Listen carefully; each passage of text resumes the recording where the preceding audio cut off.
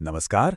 क्या कभी ऐसा महसूस होता है कि सैलरी अकाउंट में आती तो है पर कहाँ चली जाती है इसका कोई हिसाब ही नहीं रहता? अगर जवाब हाँ है तो ये चर्चा आपकी इसी चिंता को कंट्रोल और कॉन्फिडेंस में बदलने के लिए है। चलिए मिलकर सीखते हैं कि अपने पैसों के असली बॉस कैसे बना जाए। देखिए, बजट का मतलब खुद को बांधना या कंजूसी करना बिल्कुल नहीं है। इसका सीधा सा मतलब है अपने पैसों को एक डायरेक्शन देना।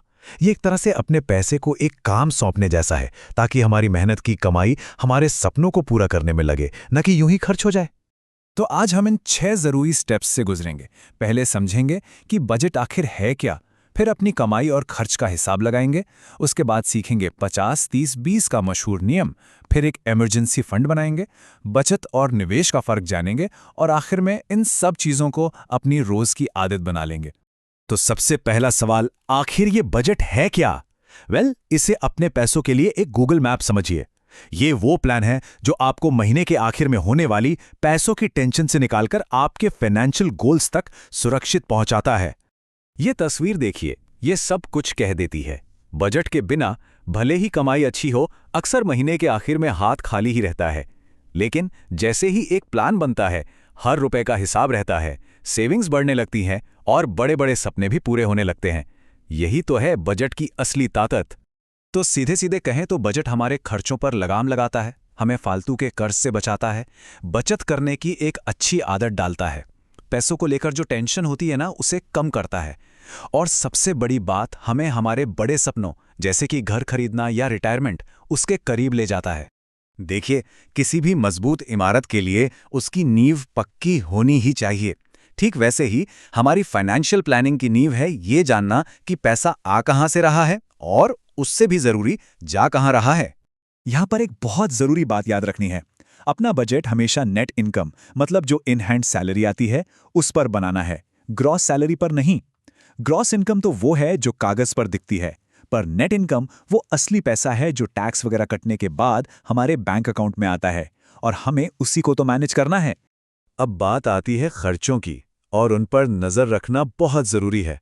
सुबह की एक कॉफी हो या दोस्तों के साथ एक छोटा मोटा स्नैक, ये जो छोटे छोटे खर्चे होते हैं ना, यही महीने के अंत में मिलकर एक बड़ी रकम बन जाते हैं। इन्हें ट्रैक करने से ही पता चलता है कि हमारा पैसा चुपके से जा कहां रहा है।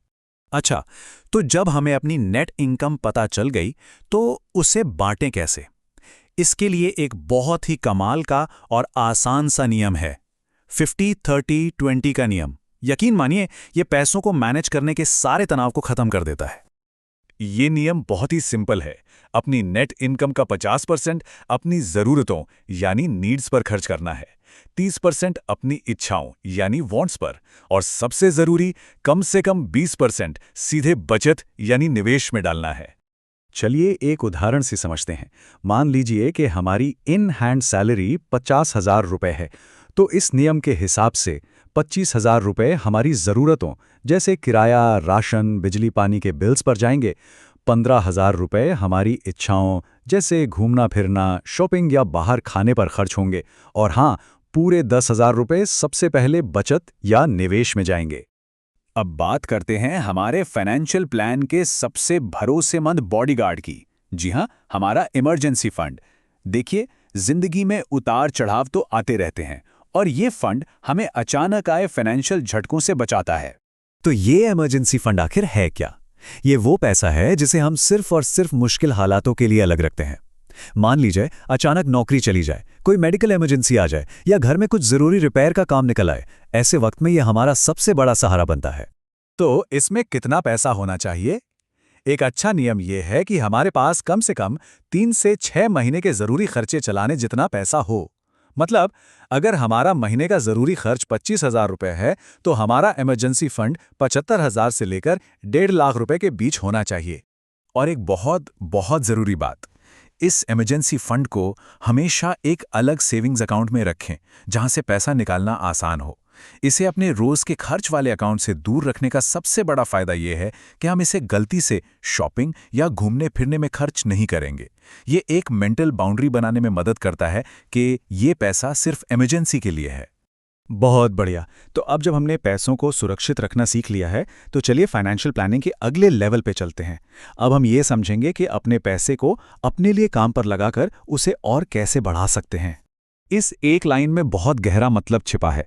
बचत यानी सेविंग हमारे पैसे को एक सुरक्षित तिजोरी में रखने जैसा है। वहीं निवेश यानी इन्वेस्टिंग हमारे पैसे को काम पर लगाने जैसा है, ताकि वो हमारे लिए और पैसा कमा कर लाए। एक पैसा बचाता है, दूसरा पैसा बनाता है। और निवेश का जादू यहां दिखता है, जिसे कहते हैं पावर ऑफ कंपाउंडिंग। मान लीजिए हर महीने 5,000 रुपए निवेश किए, 10 साल में ये करीब 10 लाख बन सकता है। लेकिन अगर 10 साल और रुक गए तो अगले 10 साल में ये बढ़कर 38 लाख तक पहुंच सकता है ना कमाल की बात। सच में समय हमारा सबसे बड़ा दोस्त है। एक बेहतरीन प्लान बना लेना तो समझिए बस आधा काम हुआ है। असली चुनौती तो उस पर टिके रहने में है। तो आइए देखते हैं कि इस पूरी प्रक्रिया को एक बोझ की तरह नहीं, बल्कि अपनी लाइफस्टाइल का हिस्सा कैसे बनाया जाए। ये 4 आदतें हमारी जिंदगी बदल सकती हैं। पहला, रोज अपने खर्चे लिखिए। दूसरा, हर हफ्ते बस 10 मिनट निकालकर अपने बजट को देखिए। तीसरा, सैलरी आते ही बचत का हिस्सा ऑटोमैटिकली दूसरे अकाउंट में भेज दीजिए। और चौथा, याद रखिए, बजट कोई पत्थर की लकीर नहीं है, जरूरत पड़ने पर इसमें बदलाव करते रहिए। और आखिर में बस ये बात याद रखेगा, एक परफेक्ट बजट बनाने के चक्कर में शुरुआत ही न करने से लाख गुना बेहतर है कि एक साधारण सा प्लान बनाकर उस पर लगातार चला जाए। छोटे छोटे लगातार उठाए गए कदम ही हमें लंबी दौड़ में बहुत आगे ले जाते हैं। तो चलिए इस पूरी बातचीत को एक एक्शन के साथ खत्म करते हैं।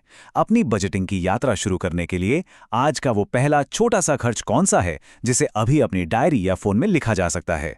शायद वो सुबह वाली चाय। शुरुआत भले ही छोटी हो, पर असली बात यह है कि शुरुआत आज और अभी से होती है।